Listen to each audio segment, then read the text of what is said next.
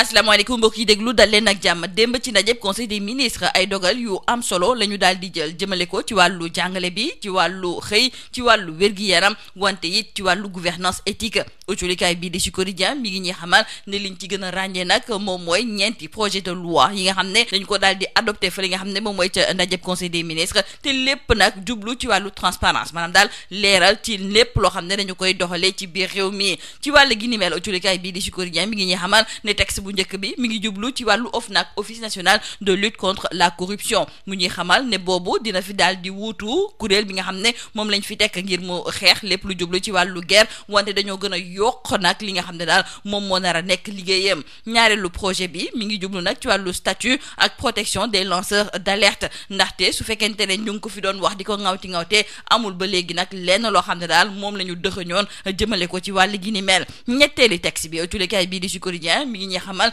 ne moom mooy bépp xibaar goo xam ne nag dañu kaa daal di soxla mu jublu ci wàllu nguur gi ak tamit ci yenn ci ay kërub liggéeykaay ñu war cee mën a jot ci ni mu waree te loolu sax mi ngi ci biir constitution bi wante ba léegi amul benn loi boo xam ne moom moo koy daal di dëggal ñeenteel bi nag moom mooy projet de loi mi nga xam ne nag mi ngi jublu ci wàllu déclaration de patrimoine ci képp koo xam ne da nga yore kërub liggéeykaay goo xam ne kon nguur gi moom moo ko fi teg autolikaay bii di Les Échos nekkoon démb ay dogal yu am solo la ñu jël ci ndajeb conseil des ministres wante ñoom li leen ci gën a amal solo moom mooy OFNAC mi nga xam ne kii di Serigne Bassirou Gueye moom moo ko jiite woon dañu koy daal di yeesalaat loolu di firndeel ne moom dinañu ko fa jëlee ak équipe am autolikaay bii di Les Échos di ci yokk di xamle ne léegi agent yi nekk ci biir fonction publique nañu waajal seen bopp ñoom it dañuy def li ñuy tuddee déclaration de patrimoine autolikaay bii di Le Quotidien di ñëwaat tamit ci wàllu OFNAC mi nga xam ne kon dañu ko nar a yeesalaat loolu di firndeel ne kii di Serigne Bassirou Gueye yàggutul nag ñu dàq ko ci bopp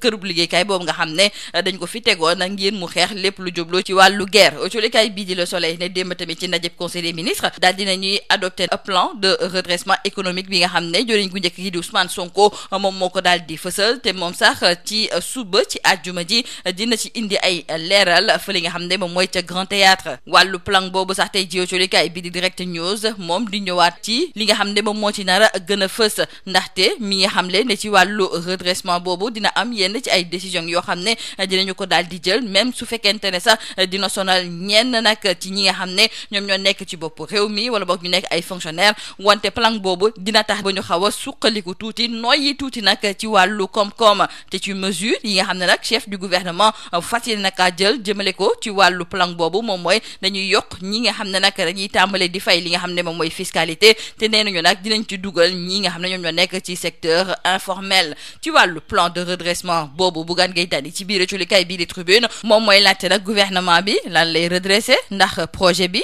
wala boog agenda 2050 wala boog loi de finances rectificative ndaxte moom la mu gis moom mooy ne ba léegi nag ñi nga xam ne ñoom ñoo nekk ci bopp réew mi amaguñu saafara ngir jafe-jafe yi nga xam ne nag askan bi ñu ngi koy jànkonteel ñu gis nag ne fu mu nekk ni sax ndaw yi moom ñu ngi jël gaal yi di dem njaboot yi di amee ay bor ngir war a mun a lekk fonctionnaire yi mer ba fut commerçant yi tamit sonn mu am tamit ay liggéeykat yu bëri yoo xam ne dañu leen a dàq ci seen bërëb liggéeykaay ñoom it dañoo mer ay kàddu Bougane Gueye Dany autolikaay bi di l'évidence tamit daal dina koy fësal ci biir autolikaay bi di enquête suñu natango yi tamit di ñëwaat ci wàllu finance publique ñoom sax lu ñu bëgg moom mooy xam dëggantaan ban xayma tey jii nag ci lañ war a mën a sukkandikoo jëmale ko ci wàllu bor bi ndaxte bëri na ay xayma yoo xam ne dañu ko ci fësal ba fu mu nekk ni sax loolu indi woon na jiixi jaaxa ci ñi nga xam ne ñoom ñooy waa FMI Moustapha Diakhaté autolikaay bii di Sud Quotidien moo ñu xamal ne moom ak kii di Bachir Fofana ñoom démb ak ginnaaw ba ñu daal di fësalee seen verdict daal dinañu leen bàyyi ñoom ñaar ñëpp ñu daal di ñibbi ki nga xam ne moom mooy Moustapha Diakhaté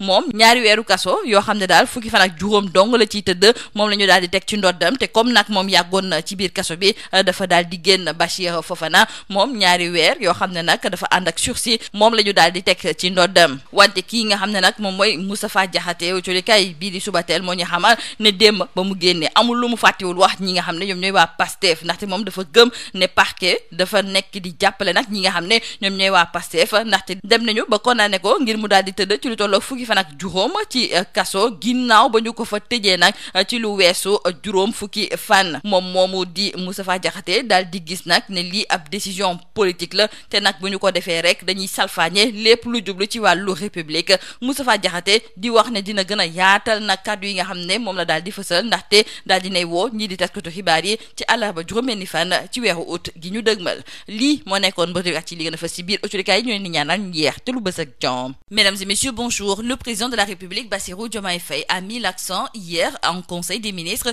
sur des priorités fortes, nous disent nos confrères du journal Sud Quotidien. Ces priorités ont pour nom éducation, emploi, santé, mais surtout gouvernance économique. Et si plusieurs axes ont été abordés, le point d'orgue reste l'adoption de 4 projets de loi emblématiques dans le domaine de la transparence publique, amorçant une rupture nette avec les pratiques passées. Et retenons avec nos confrères du journal Sud Quotidien que le premier texte institue l'OFNAC, l'Office national de lutte contre la corruption. Le deuxième projet de loi consacre le statut et la protection des lanceurs d'alerte, jusque-là dépourvus de couverture juridique. Et le troisième texte porte sur l'accès à l'information, un droit reconnu par la Constitution mais jamais traduit dans la loi. Et enfin, le quatrième projet de loi encadre la déclaration de patrimoine des responsables publics, votée initialement en 2014 et modifiée en 2024. Cette loi est intervenue 2 années après la création de l'OFNAC. Donc retenons avec nos confrères du journal Les Échos que des mesures fortes ont été prises hier en Conseil des ministres et nos confrères se sont le plus appesantis sur la création de l'Office national de lutte contre la corruption. Avec cette nouvelle dénomination, la réforme de l'Office national de lutte contre la fraude et la corruption annoncée par le président Bassirou Diomaye Diakhar Faye est en passe de prendre forme en attendant l'adoption du texte par l'Assemblée nationale. En d'autres termes, l'équipe de Serigne Bassirou Gueye devra plier bagage avec cette réforme qui va entraîner la dissolution de l'OFNAC. Et toujours concernant la réunion du Conseil des ministres, retenons avec nos confrères du quotidien Le Soleil que le plan de redressement économique du Premier ministre Ousmane Sonko a été validé. D'ailleurs, le Premier ministre présente la feuille de route demain, vendredi, au Grand Théâtre. Dans le journal Direct News, nos confrères nous tracent les grandes lignes du plan de redressement et retenons que le redressement annoncé reposerait sur une batterie de décisions structurantes, parfois impopulaires mais jugées indispensables pour rétablir l'équilibre des finances publiques et relancer une économie mise à mal par des années de pratiques budgétaires dispendieuses. Parmi les mesures phares que le chef du gouvernement devrait présenter figurent l'élargissement de l'assiette fiscale et l'intégration progressive du secteur informel dans le champ de l'imposition. À propos de ce plan, Bougane Gueye Dany, dans le journal Tribune, se pose certaines questions. Le leader du mouvement Gëm Sa Bopp veut savoir qu'est-ce que le gouvernement cherche réellement à redresser. Est-ce le projet ou l'agenda 2050 ou la loi de finances rectificative? C'est donc dire qu'on tente de soigner les effets en ignorant la cause pendant que les factures flambent, les poches se vident, les PME meurent, les jeunes fuient, les familles s'endettent pour manger, les fonctionnaires grognent, les commerçants suffoquent, 30 000 travailleurs déflatés ruminent leur colère et l'État continue de danser sur la détresse nationale, toujours selon Bougane Gueye Dany. Ces propos sont aussi repris par nos confrères du journal L'Évidence. Bougane Gueye Dany de déclarer que depuis bientôt 2 ans, le Sénégal ne traverse pas une simple crise passagère.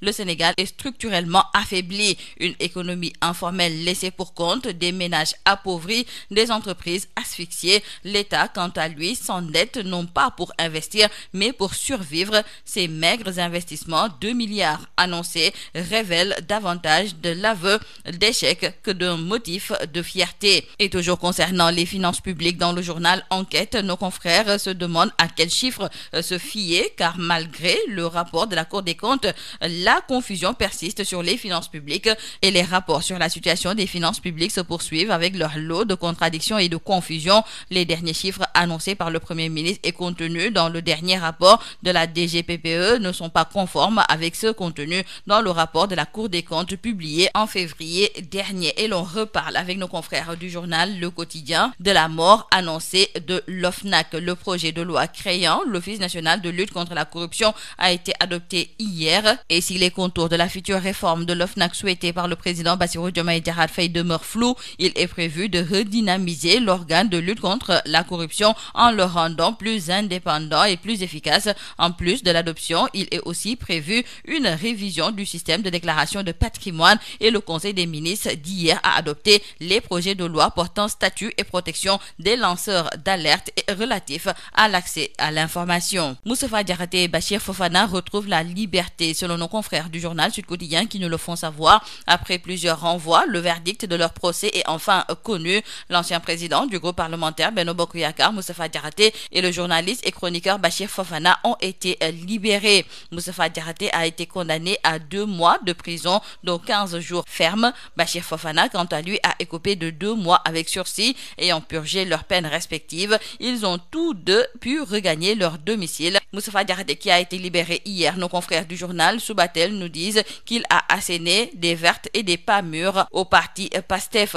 Selon lui, c'est la fin d'un honteux et indigne kidnapping politico-judiciaire. Il remercie ses avocats, parents, proches, amis et toutes celles et ceux qui partagent son combat avec PASTEF. Il ajoute que le parquet, manifestement transformé en milice à la solde du pouvoir de PASTEF, vient de le faire condamner à 15 jours de prison ferme après une séquestration de 51 jours pour avoir dénoncé la clochardisation de la République. Et selon lui, cette décision politique est une insulte à la République dont le protocole constitue un des éléments de sa sacralité. Et Moustapha Diakhaté donne d'ailleurs rendez-vous à la presse le mercredi 6 août prochain. C'est tout à vos journaux et très bonne lecture.